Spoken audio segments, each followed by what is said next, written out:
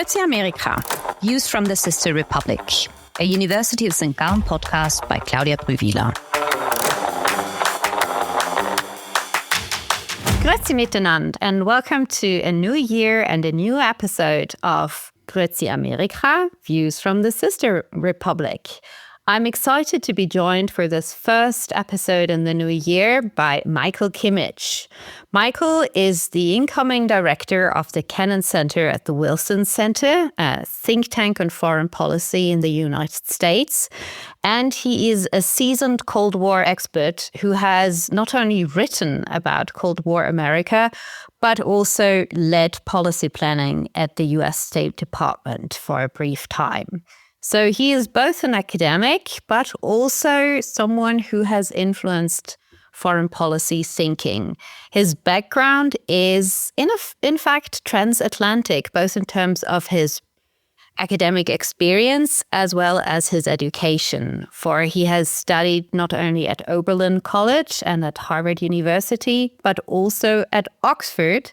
And he has written about his Oxford experience as an Oberlin graduate, pointing out the different mores that set apart the old settings at Oxford and the more equal egalitarian world of Oberlin College. And moreover, he has not only been a professor at the Catholic University of America in Washington, D.C.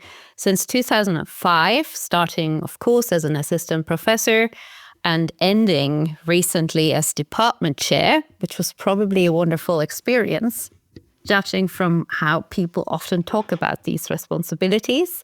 But he's also been frequently a visitor in this part of the world, as he was a visiting professor at the Ludwig-Maximilian University in Munich, at Vilnius University in the Baltics, and also at the Freie Universität Berlin. And he has spent very recently a semester as a fellow of the American Academy in Berlin. So welcome, Michael.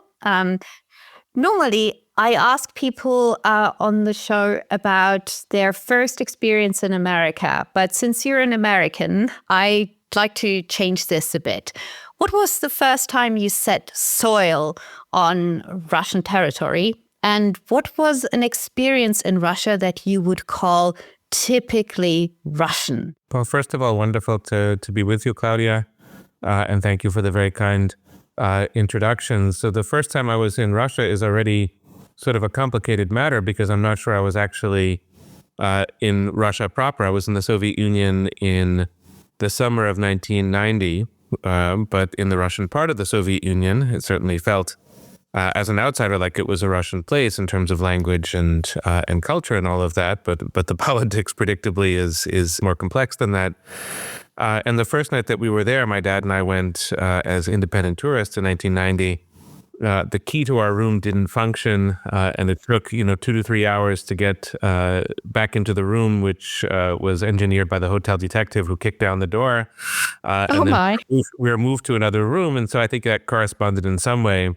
Speaking of what's typical to a kind of American stereotype of a place where things didn't function well. But what was maybe valuable about being there in person was to see, how nice the people on the ground were and how they humanized a system that was clearly rather strange and certainly didn't correspond to our notion of what a normal evening in a hotel was supposed to be. So you got the two things simultaneously, a kind of crazy system, but one that people on the ground and in their own way are able to humanize. What drew you to studying U.S.-Russian or U.S.-Soviet relations, one has to say, given your focus as a historian? It's something of an accident. I mean, there's family background that goes to that part of the world, broadly construed. And then I grew up in a small town in upstate New York that had an Air Force base in the 1980s. People spoke with pride, I think not with accuracy, but with pride about being number 2 on the Soviet Union's hit list if there was going to be a nuclear war between the United States and the Soviet Union. So in a certain sense, when I was a kid, the Cold War was very much present. The Soviet Union collapsed, or not collapsed, but there was the coup in the Soviet Union in August of 1991. That was a week or two before I left for college, and the Soviet Union collapsed in the midst of my first year at college, and in a different way, Europe opened up, East and West, and the Berlin Wall came down, and there was just that feeling of novelty, and framed even then in the 1990s by a degree of U.S.-Russian competition. There was some cooperation as well, of course, in the 1990s. And in that sense, the Cold War was present in my childhood, but also its after effects very much present in my life as a student. So I think that left me with a deep interest. Did you feel when you started studying that your perspective on the Soviet Union and Russia shifted remarkably, or did you feel that your first impressions of your subject matter held up to the test of further studying? I think that what I was not able to see until quite far on in my studies is the significance of 18th century, 19th century history. One of the dilemmas or challenges when you come to the subject as an American is that you tend to think very much 1945 onwards, the sort of the Second World War, but the Cold War is very much the dominant experience in the United States. And so there's a tendency to define everything in relation to the Cold War, which we can do in the preceding discussion about, Russia and Ukraine. Cold War is of essential significance. Cold War remains essentially significant for Europe, and I would argue for American foreign policy as well. But for a proper understanding of Russia's role in Europe and of Russia's connection to Europe, you really do need to go back before 1945. And there are long legacies of geography, culture, religion, empire that shape the relationship between Russia and Ukraine. And those are pivotal, but I don't think I saw those until many years into my studies. So I didn't really see history properly until quite far along into the game. That's a wonderful phrase, seeing history properly, because that kind of reappears in your newest book, which we'll talk about in an instant, where you're saying that the current president of Russia, Vladimir Putin, has an eccentric view of history, and that this is not unusual for a dictator, but that eccentricity matters when these people are shaping history, and that their eccentric reading of history then has to be one that we all become acquainted with.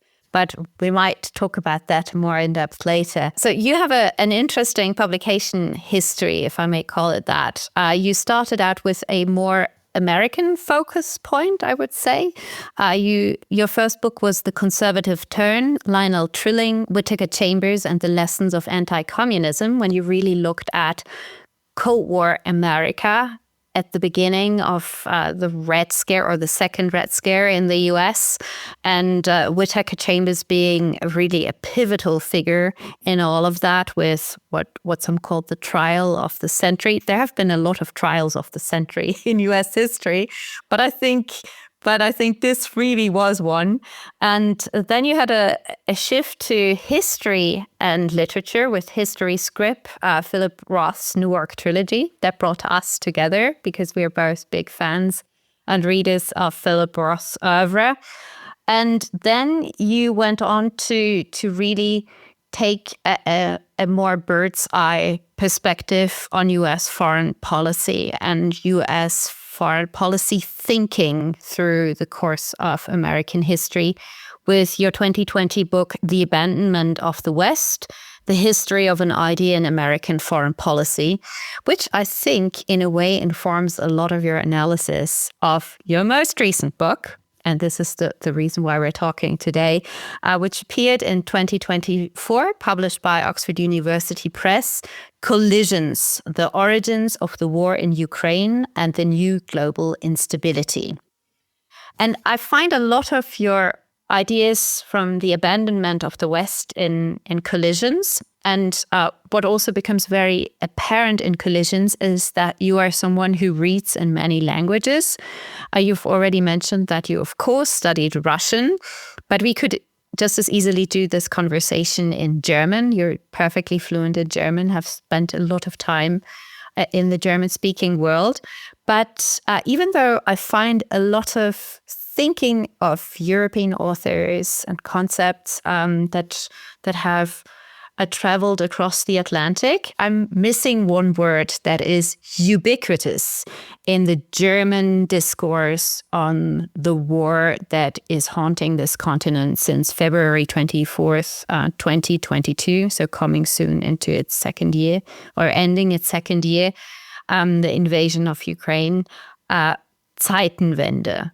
The term Zeitenwende, change or shift in times, that's ubiquitous in the German discourse, but I don't find an equivalent in the English-speaking discourse, whether it's among scholars and foreign affairs or in newspapers. So do you agree that we have witnessed a Zeitenwende, or is this a very European, if not German perspective on what has happened in February 2022? Yes, I do think it is a German perspective. I couldn't speak in this regard for a Swiss audience, but I feel a degree of confidence in speaking for a German audience, having been there recently. And I think what the war did is to transform German sense of what Europe is and what Germany's role in Europe is. And it's in some ways very sad for me to behold this transformation when I think about it from a German point of view, because there was a deep German investment in Germany's own pacifism and in a sense, in Germany's mitigation of a national sensibility so that Germany could become European, and by becoming European, foster a Europe that was at peace with itself. And this was, I think, a quite beautiful vision that Germany had. And it was a vision that was really actualized in many respects after 1991. I wouldn't trivialize it now or say that it's completely gone or irrelevant, but it's very much challenged or qualified by the presence of a major war not very far from German soil, in which Germany is very involved militarily.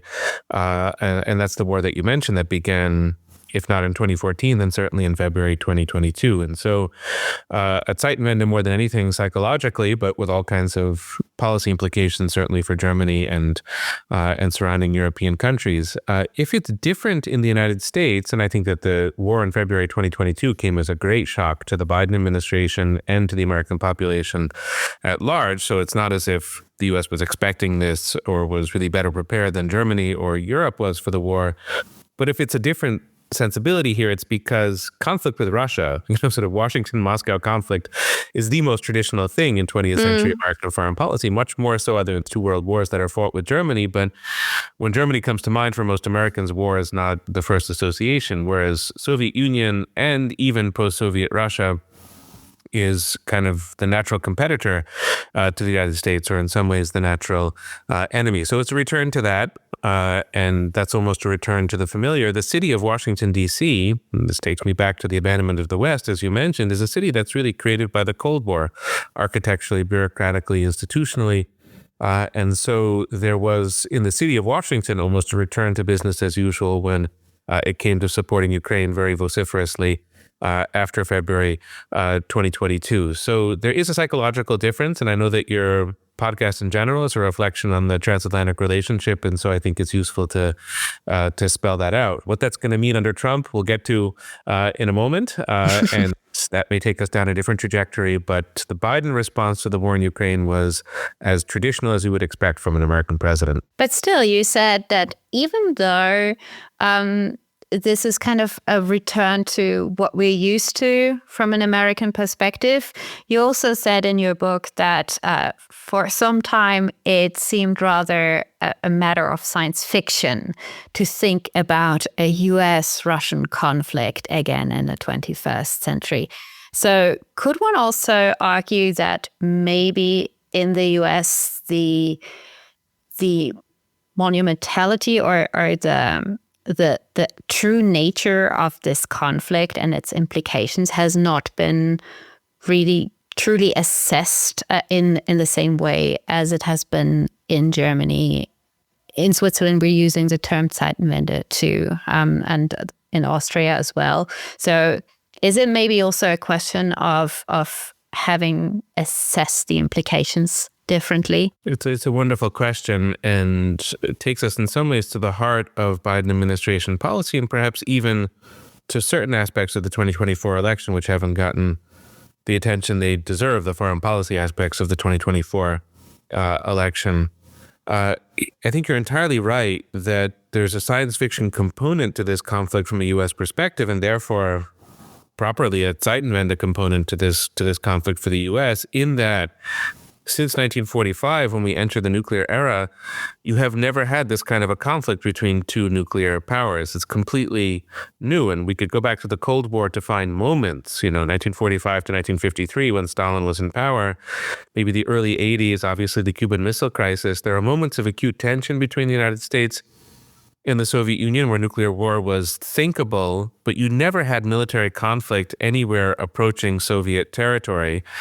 You never had, the Cold War is a classic conflict of proxy wars, and people describe the war in Ukraine currently as a proxy war, but the U.S. is directly, openly, and explicitly involved in the war with intelligence sharing, targeting, other things that the U.S. is providing to the Ukrainian military. And of course, Ukraine is now inside of Russia. There's a new offensive that began within Kursk province over the last 24 hours using some American equipment in that offensive. All of that is unthinkable in the Cold War context. And so the U.S. is, on the one hand, engaged in tension with its traditional rival or competitor in Europe, the Soviet Union, and then Russia. On the other hand, the U.S. is in a terrain that it doesn't really know how to navigate.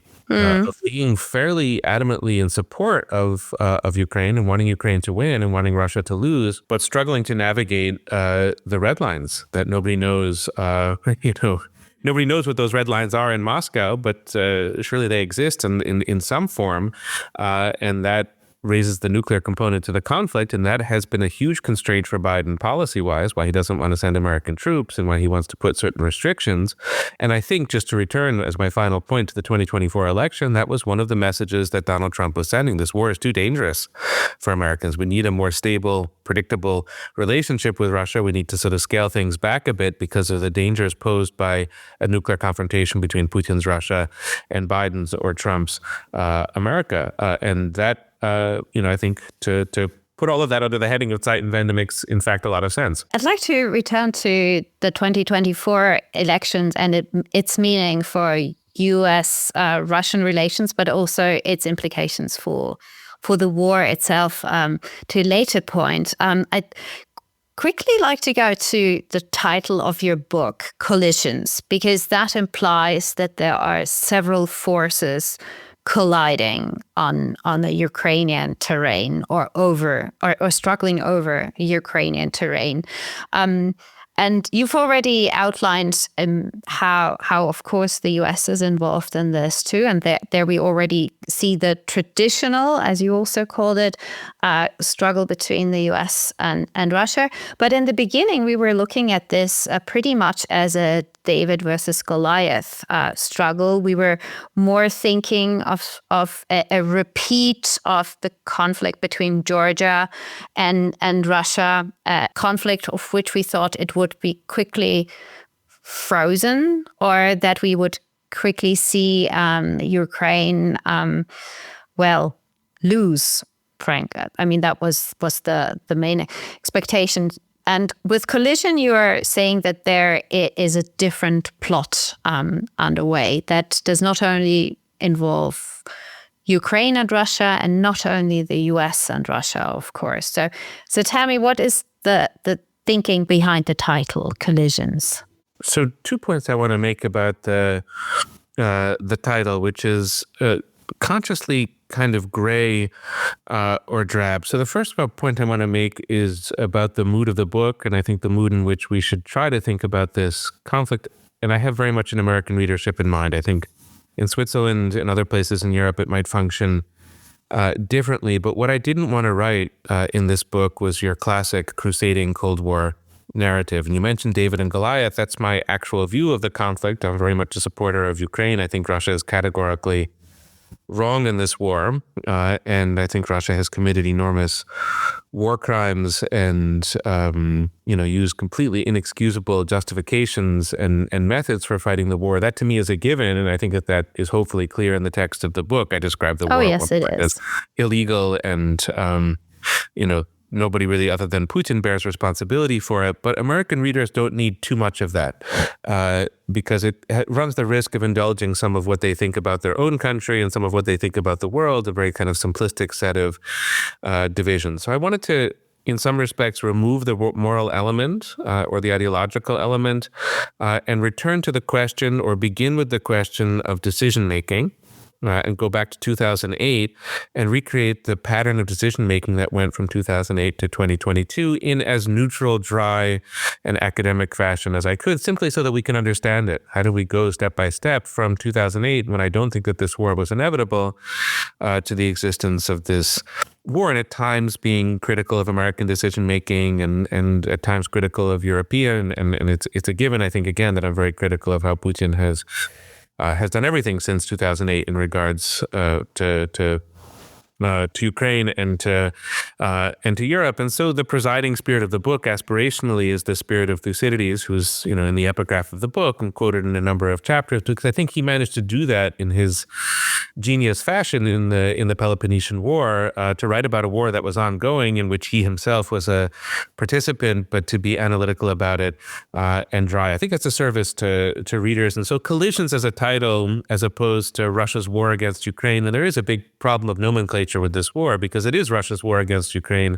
But the moment you use that title, you're already, kind of immersing readers in a certain moral point of view. And so I tried to pull back from that and make it a bit more almost like a problem in physics. The atoms and the neutrons and the electrons are all colliding. How do we, as scientists of the situation, how do we understand the nature of that collision? So the title speaks to that mood, or the hope for that kind of mood for understanding this conflict. The other way in which I think the title is, to me, important, the fact that it's a plural noun and not a singular, is that it speaks to the scale of this conflict. And so one of the arguments that's made in the book is that there are at least 3 layers to the conflict. Probably 4 would be more accurate, but there's the Russia-Ukraine element, there's the Russia-Europe layer, there's the Russia-US layer, which brings the nuclear component into the mix, and then there's finally a global layer, which is easier actually to articulate in the last year than it was at the beginning in 2022, because you have the North Korean troops, and you have the role of Iran, and you have the role of China.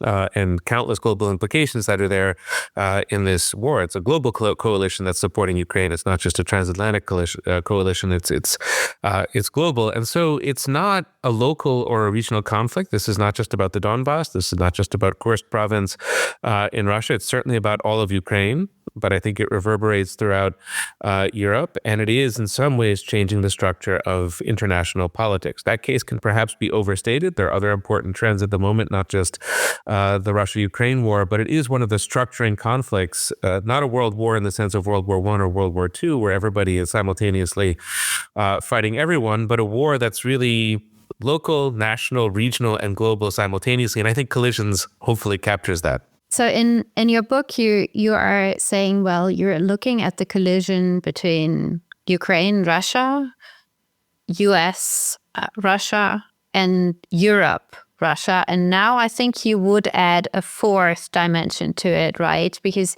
you recently published together with Hannah Notte a piece in Foreign Affairs, I think it was in November last year, that Ukraine has become a world war.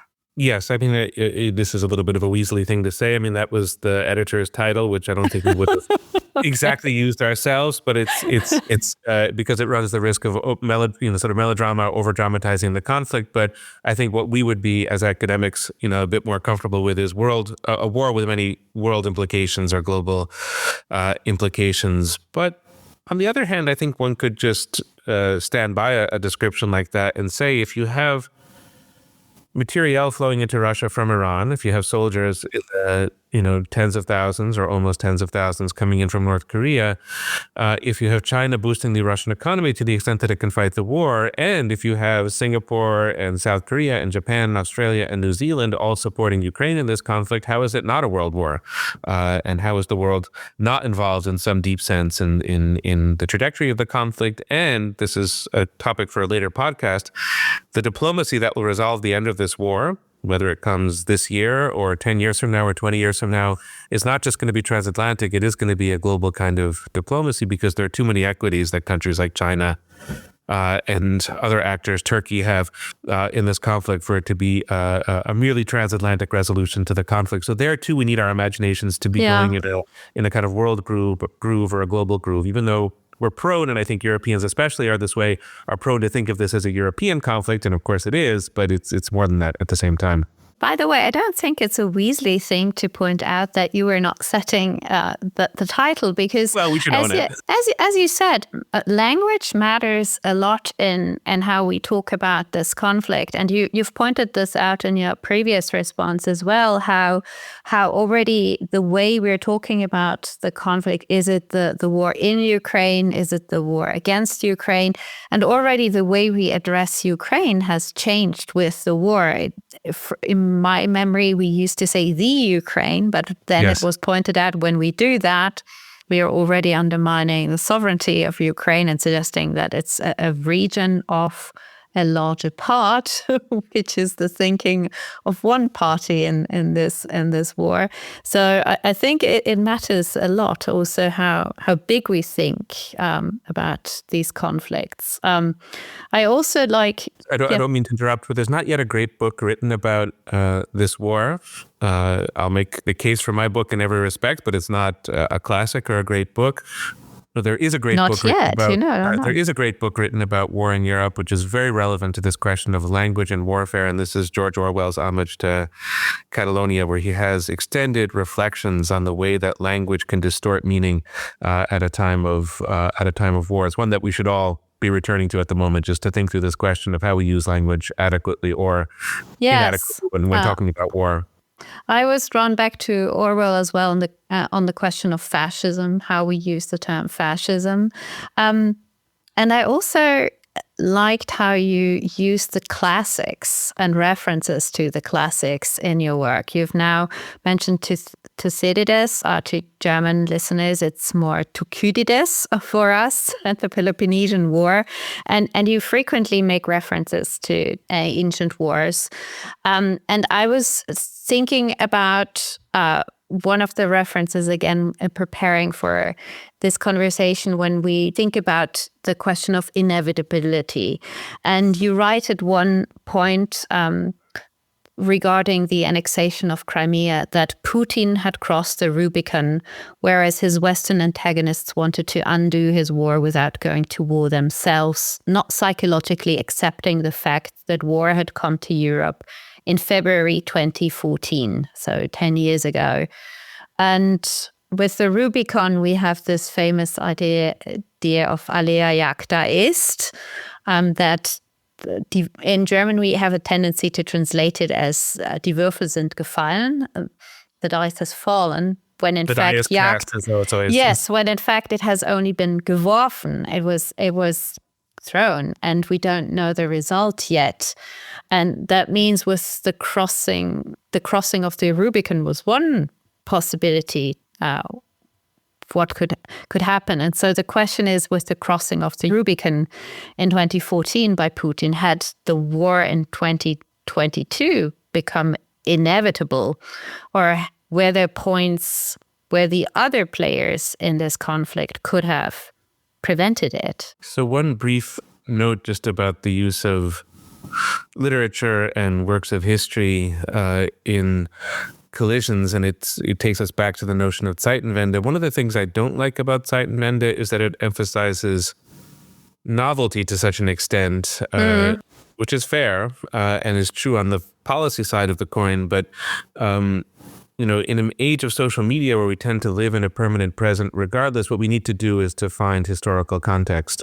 And I do think that our way out of this terrible war is going to be through a certain kind of historically informed thinking. And so in that sense, we need to go back to the Treaty of Versailles, where Ukraine was not at the table. We need to go back to the Second World War, the Cold War, but also much further into wars of the 18th and 19th century and into classical antiquity, if we can, to figure out what the nature of this conflict is, how we got here, and to work through analogy and just history as such to make intellectual progress. And so there, in some ways, novelty is a bit of the enemy, and we have to... I absolutely agree. and old books and old forms of thinking. And I personally find that something very, very enriching. But whether the die is cast in 2014 is a pivotal question. My instinct is to say that no, the die was not fully cast, or to stick with the analogy that you very helpfully disentangle, the die had been thrown up in the air but hadn't quite fallen yet, and so we couldn't see what was on the surface in 2014. I think there are two things that have to happen at least, and there are lots of contingencies that come into play in 2020 and 2021 and 2022 even. But moving deeper than those contingencies, I think there are two kind of structural trends that have to happen for the war to be possible, and neither, I think, is fully predetermined in 2014. So the first and most important is that Russia has to become a full-blown dictatorship, which it kind of is in 2014. It's trending in that direction, but you still have, Alexei Navalny is alive in 2014. Boris Nemtsov is alive in 2014. Russia is not a free country in 2014, but it has political discourse, and it's possible to be critical of the government. And, Putin doesn't have absolute power. Putin had been prime minister, in theory, of Russia from 2008 to 2012. And so he's only 2 years back in the presidency in 2014. And so he's consolidating power, but not quite there yet. And I think without dictatorship, you just don't get this decision. I'm firmly convinced that it's a decision made against the will of probably 80% or 90% of Russians, including hardliners and nationalists and people who would like to see an assertive Russia. But it was really not a solitary decision of Putin's, but almost that. And for that, dictatorship is an essential underpinning. You had mentioned earlier this quote about the eccentricity of Putin as a dictator, and that might be just a matter of a sort of small detail. But if he wields the power of a dictator, it's not. It's a big, maybe it's the key detail. So that's one structural trend that has to be entrenched between 2014 and 2022 for the war to happen. And of course, that trend does come to pass. And then secondly, it's a little bit difficult to know how exactly to characterize this. I would just say the fecklessness of the West, of the United States, of Europe, the refusal to follow through on stated commitments to Ukrainian sovereignty, stated commitments to getting Russian soldiers out of eastern Ukraine. Crimea is a bit of a different matter. We can go into that if you wish, but let's just leave that to the side. But it was definitely, when I was in the State Department, first order of business to use sanctions and other tools to get Russia out of eastern Ukraine. That doesn't happen. And what happens when Russia sort of stays put in eastern Ukraine? You see a normalization of relations between Europe, the US, and Russia. And it happens piecemeal, and Germany is often to blame for that, or blamed, primarily, but I don't think that the US is that different between 2016, say, and 2022. And so by demonstrating that sort of fecklessness to Putin, the dictator, I think you have the two structural preconditions for the war. The dictator wants control over Ukraine. That's not ambiguous. That's clear. But the dictator feels that he can get control of Ukraine because the West, Ukraine's putative supporter, is so feckless. And so the convergence of those two things, which does happen, of course, between 2014 and 2022, not exactly in 2014, is the necessary trend line. And that just takes time to congeal. So would it be fair to say that maybe the West was gambling on this situation to become akin to what we see in Moldova, where Transnistria is in forever limbo, so that we would have seen the same thing happening to the eastern parts of Ukraine? Absolutely. No, I mean, if the thinking was even that developed and considered, what you have in the United States is an enormous preoccupation, not atypical of the U.S., enormous preoccupation with itself. The Trump years are dominated by, yes, in a way, things connected to Ukraine and Russia, but they're all so much through a domestic political filter. And then when Biden comes to power in 2021, he's concerned with China, and he's concerned with the pandemic and with inflation, but not with issues related to Ukraine and Russia. And in the case of Europe, I mean, I think each country is different. Of course, Poland and the Baltics have a viewpoint that's not the same as France, Germany, and the UK, perhaps.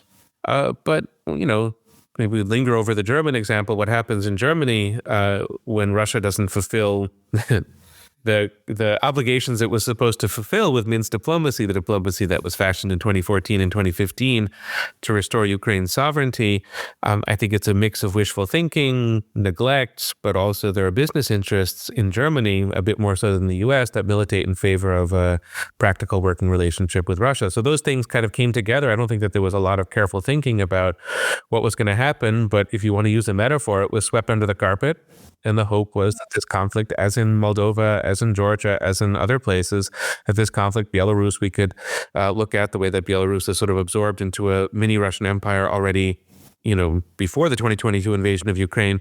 But all of this gets swept under the carpet and Moldova, Georgia don't explode into big regional or world wars.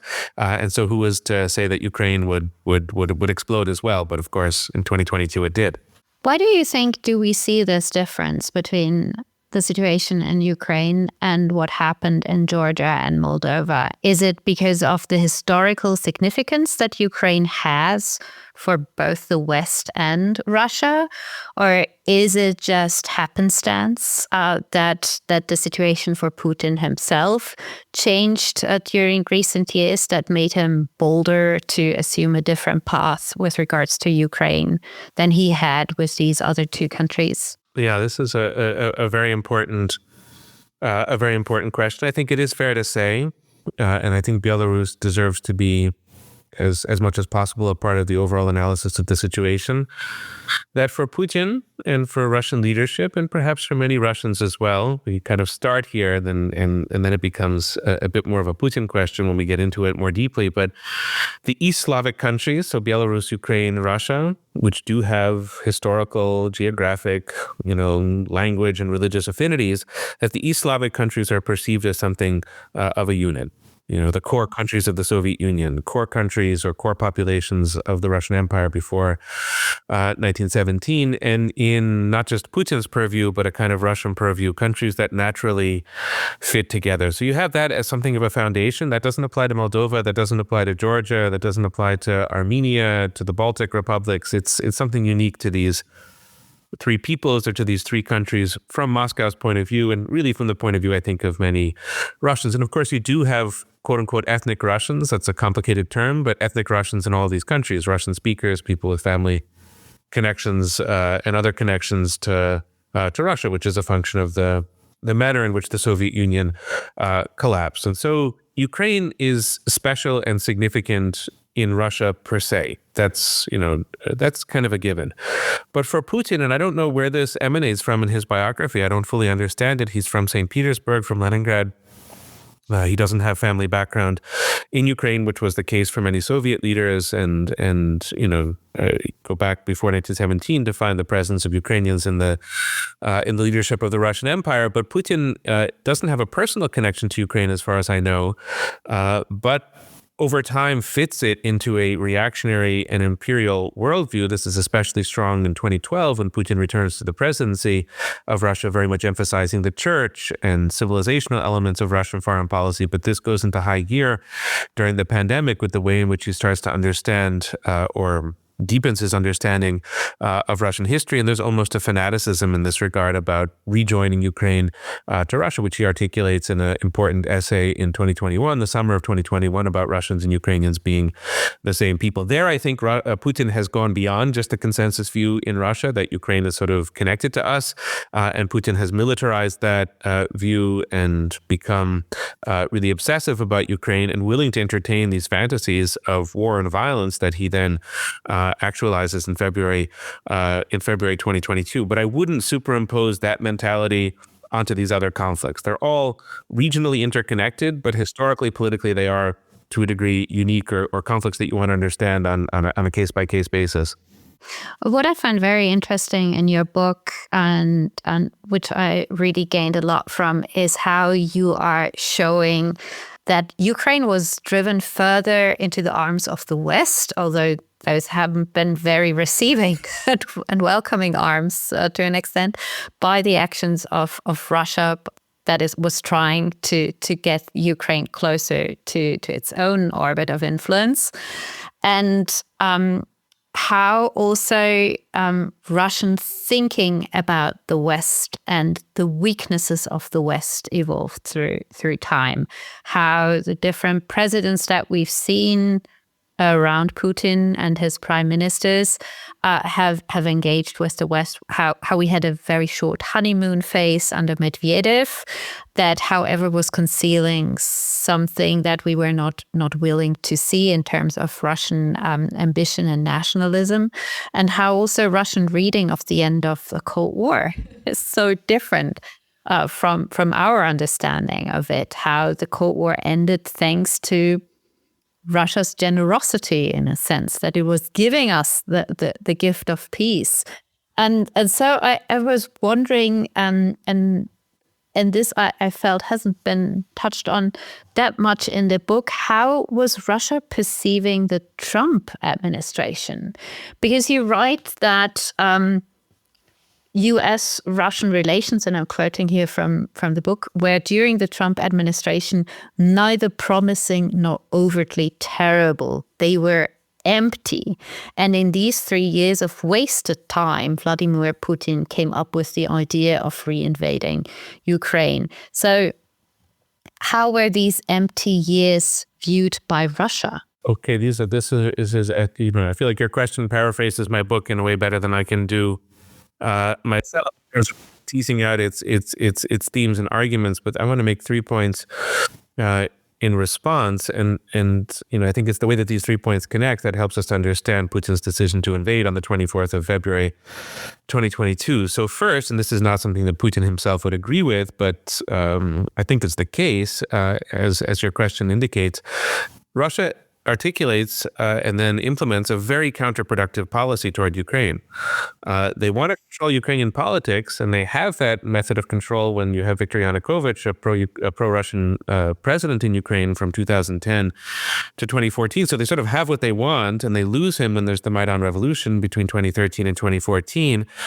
And I think the annexation of Crimea is an extremely stupid move on Putin's part, although it's very popular at the time and still probably very popular in Russia. Yes, you're right that even Navalny applauded him for it. Yes. No, so it's a consensus view that this was a great move in Russia. But I think what it did was it really turned a lot of the Ukrainian population against Russia for very understandable reasons. The sort of theft of property is going to do that, and the thuggishness of it, the military violence that's implicit in all of that, also moves the population of Ukraine against Russia. So in some ways, Putin himself destroys this relationship, and then of course his manipulation of the situation in the east, in the Donbass, eastern Ukraine, also doesn't endear Russia to many Ukrainians, and that becomes part of the problem. So it's, as you suggest, it's not that the West was rushing to incorporate Ukraine. I mean, the West has always been kind of slow and sheepish in that regard, and yet Russian actions contribute to this westward movement of Ukraine. So you could say that that's the problem.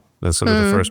That's a problem not only of Putin's creation. Ukrainians, of course, have their own agency, and so does Europe, and that too plays a role. But Putin makes the problem worse, to be sure. Secondly, you have, and I extrapolate a lot from American history in this respect, you have the temptation of military force. There are a few countries in the world that can really project military force. China, Russia, the U.S., Turkey. It's a kind of not a huge list of countries that have this capacity, but when you have this capacity, you're tempted to use it. Why did the U.S. respond with military force in Iraq after September 11th? Because it could, and it felt like it was proportional to the conflict. It was a temptation. It should have been resisted, but that temptation was indulged, and I think that was very difficult for Putin to avoid. It got the problem of Ukraine. Ukraine is going in the wrong direction. I think in Putin's view, this is not my argument, many people make this, that if Russia waits or doesn't do anything for 10 or 20 years, then Ukraine is just going to fall at a certain point within institutional Europe. So to prevent that from happening, what can you do? You no longer have the support of the Ukrainian population. You don't have a Russian strongman that you can install. Military force becomes an attractive option. We could go back to how Russia used military force in Syria in 2015, and also to Moldova and to Georgia, where I think in Putin's assessment, military force paid dividends. And so that temptation was too hard for him to avoid, and also plays a role in this kind of decision making. The anti-Westernism of Russia is a difficult, or of Putin is a difficult phenomenon to analyze, I find, because part of it is propaganda and rhetoric. It makes sense to project an image through Russian media, diplomacy, politics of a West that is decadent and in decline, and that serves domestic Russian political interests. That's a way of propping up the Putin regime within Russia. So are these true assessments of the West? I doubt it, but they permeate the well, rhetoric. we're debating them too, so... Yes, they sometimes are able to instill this debate outside of Russian borders, and that's an interesting dynamic to observe. But I'm not sure that these are the actual assessments of the Kremlin or of the Russian government. When it comes to the first Trump term, I think there's a sense that the U.S. is kind of adrift, that it's not really going places. I don't know if that really contributes to enthusiasm for war, but is probably part of the story. In the end, Trump doesn't give Russia a lot. There isn't a concession. There isn't an acceptance of the annexation of Crimea. There isn't a deal that is struck in the first Trump term. In fact, it never even comes close to that. So, that's intriguing. I think that the read that Putin has of the U.S. is less Trump-focused in 2019, 2020, 2021. When he is making the decision about the invasion. I think it's more about polarization in the U.S., that the U.S. is just not working very well. It's not very cohesive. It doesn't stick by things. It invades Afghanistan and then it withdraws. It invades Iraq and doesn't achieve its mission in Iraq. It's kind of a fragmented political culture, and it's not all that successful in its foreign policy. And so if that's true, all the better. You've got the problem of Ukraine, which is going to the West. You've got the capacity to invade with military force, which is a temptation, and you've got a U.S. that's probably not going to stand in your way. And we could also go into Putin's views of Europe, which are probably even more dismissive or critical or contemptuous. That's the word I would use about Putin in the United States, contempt. It's not fear of the United States, it's contempt that he has. But it's much bigger than Trump, Biden, and any one political party. It's sort of the mood that he associates with the country. I hope he's wrong about that. I'm not 100% sure, but I hope he's wrong in that assessment. But I think that's the assessment that drove him to make the decision to wage war. I think with regards to Europe, you once wrote in the book that Europe, from a Russian perspective, is mainly a rhetorical superpower. Yes. Even though I don't like what the term says about the state of Europe, I think it's a very fetching term in the sense that it reflects a lot of what we have seen. Now, we've discussed what Trump did during his first administration vis-a-vis Russia, which was not much. Although you point out in your book that he had actually been harsher on Russia than many give him credit for. But yes. Now everyone wonders, and even though as a historian you're not the kind to speculate, but thankfully you're someone who likes to think in scenarios. You've done that repeatedly during the past years and foreign affairs. Where do you see US-Russian relations headed, and what does that mean for the conflict in Ukraine, or again, with Ukraine? So to back up just for a moment, probably the best evidence that we have for answering this question is not the campaign statements such as they were about Ukraine and Russia from soon-to-be Vice President J.D. Vance and President Trump. I think the first term is probably the best evidence that we have for a future course of action.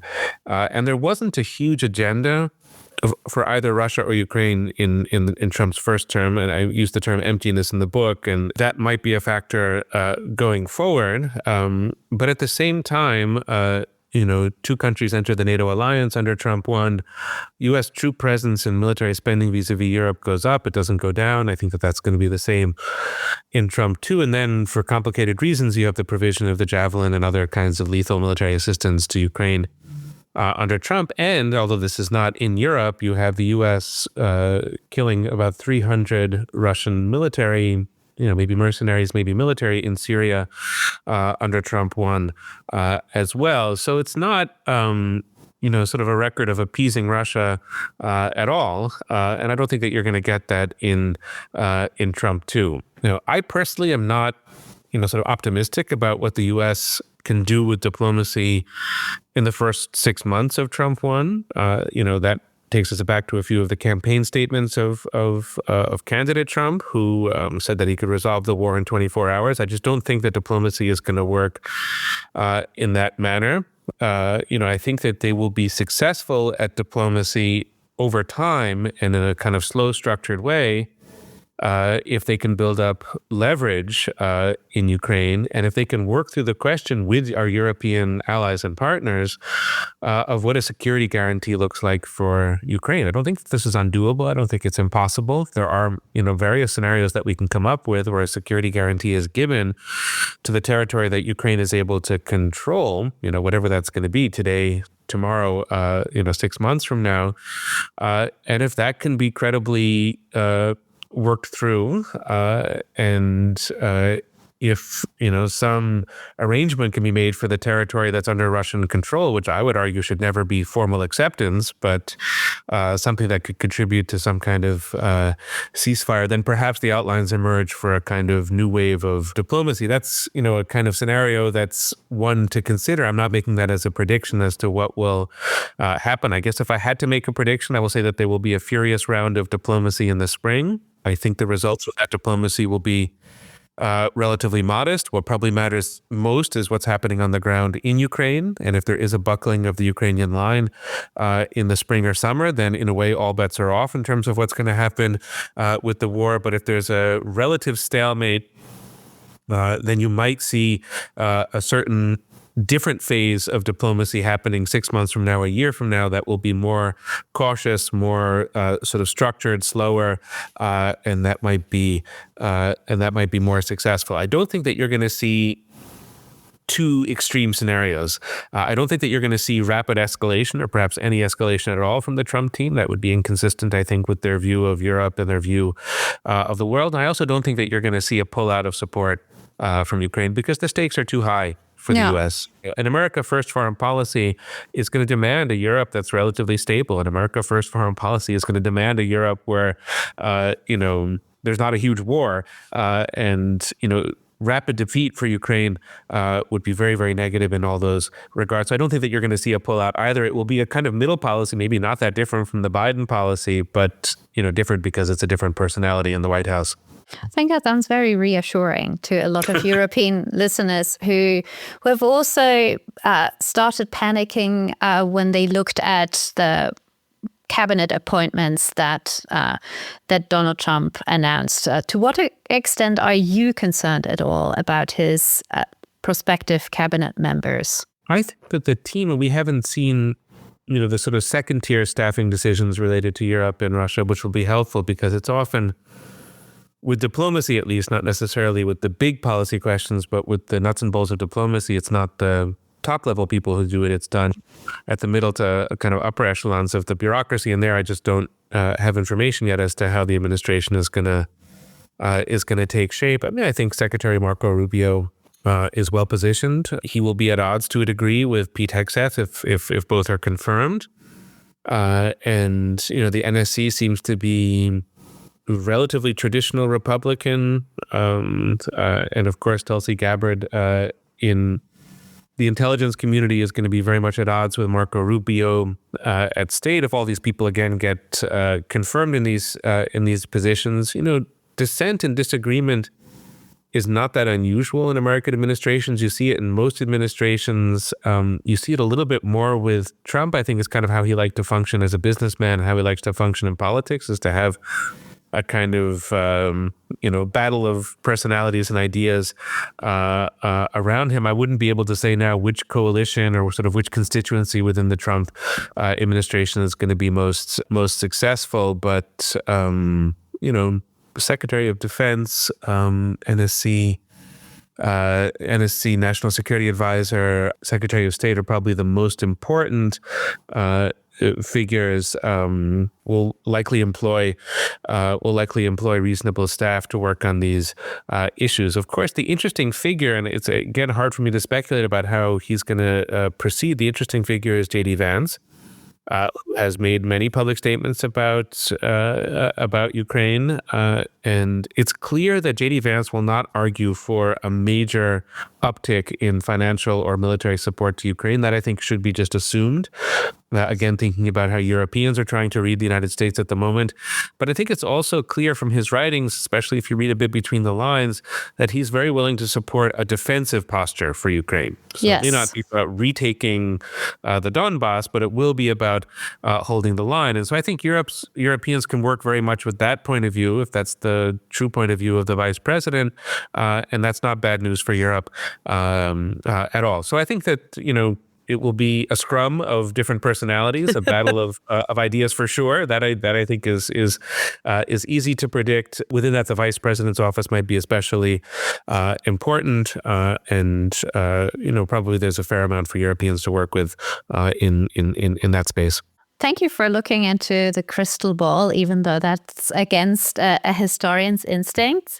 So to close, I know what our listeners should be reading next, namely your book, Collisions, The Origins of the War in Ukraine and the New Global Instability, published by Oxford University Press in 2024.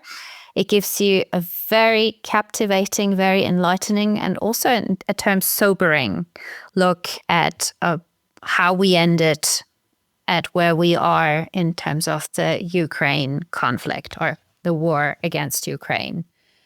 But maybe you have other reading, listening, film suggestions, Michael. What should our listeners watch, listen, read next to better understand where we stand now in terms of US-Russian relations or US foreign policy in general?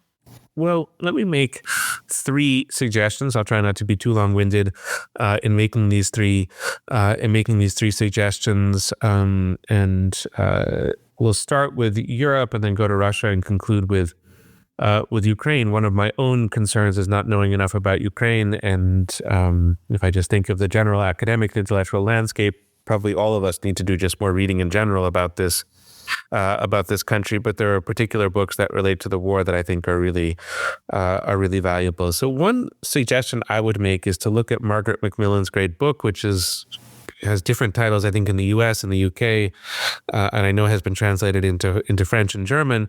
But her book about the Versailles Treaty, which is titled Paris 1919.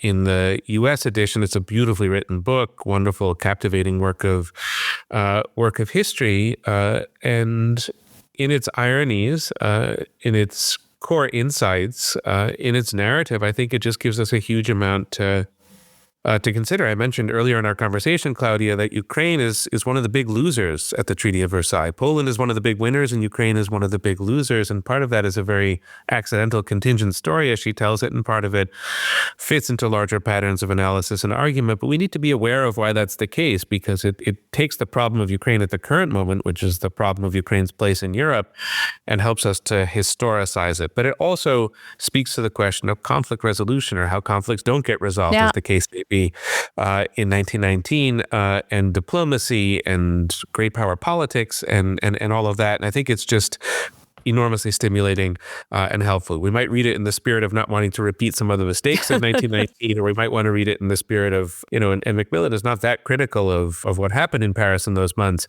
Might read it in the spirit of what it means just to end a war and to try to resolve things, or to put Europe on a better footing. Secondly, I would say Richard Pipes's book, Russia Under the Old Regime.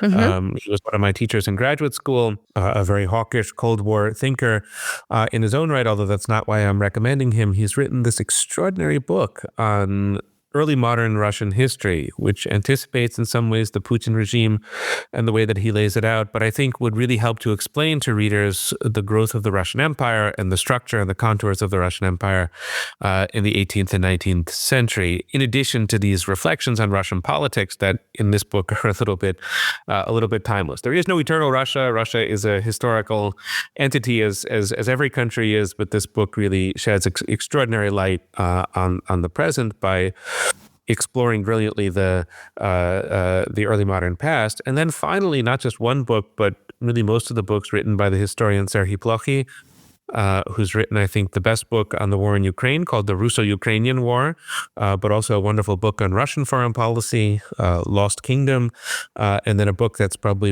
his most famous one is called The Gates of Europe. It's just a history of Ukraine. These are beautifully written books, very non-ideological, non-polemical, very scholarly, very accessible, and they really bring the subject of Ukraine as a nice note on which to conclude our conversation. They bring Ukraine to life as Ukraine. Not as the plaything of empire, not as a piece on the checkerboard or the chessboard of geopolitics, but as a country and a population unto itself, which is a point that we can never forget with this war. It's a war that is being fought in Ukraine, and the primary actors, the primary subjects of this war are the people of Ukraine, and that's just something that we need to bear in mind also with our reading lists. That's a wonderful note to close on, because you're right. The war's victims are the Ukrainians. It's the population that we should care for, and the society that has been most affected, even though we are worrying particularly about implications for our societies and our relations, etc. But at the end of the day, this is about the Ukrainian people and its right to sovereignty. So thank you so much, Michael, for joining me for this episode of Grüezi Amerika. To everyone, read Michael's books, not only his reading suggestions, Collisions. It's very accessible also to non-scholars, everyone who's interested in the background of the war against Ukraine. Thank you so much, Michael, and I wish you all the best for your start as the new director at the Kennan Institute of the Wilson Center. I hope you have an insightful year getting into this new role. To everyone else, I hope you're joining us again for the next episode of Grüezi Amerika. And in that spirit, auf Wiedersehen. Grüezi Amerika, Views from the Sister Republic, a University of St. Gallen podcast by Claudia Brüwiler.